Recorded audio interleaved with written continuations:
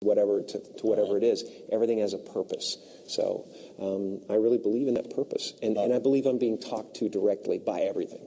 Didn't you suffer from depression? Yes, Right. yes. I'm on a manic high right now. Can't you tell?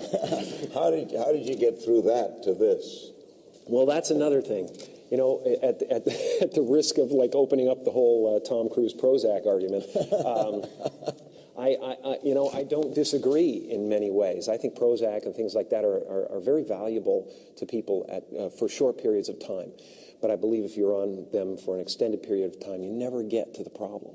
You never get to see what the problem is because everything's just kind of okay. And so you don't deal, and people deal when they get desperate. So how'd you do it?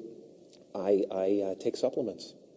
Vitamins? Yes, there is it is vitamins, but it's also certain elements of the brain like tyrosine and hydroxytryptophan that they're treating depression with now. And it is a natural substance that's in your brain, but instead of being a serotonin inhibitor, which just uses the serotonin you have in Prozac and things like that. It just uses the serotonin you have, and it doesn't allow it to go back into the receptor.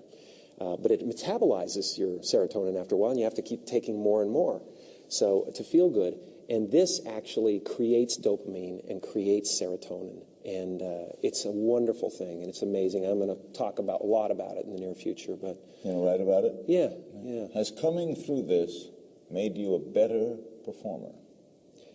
I think. Do you think? I think all experience. If you're a performer, if you're an artist, you ought to be able to take this table and make it into something. You know, you ought to be able to make something out of anything.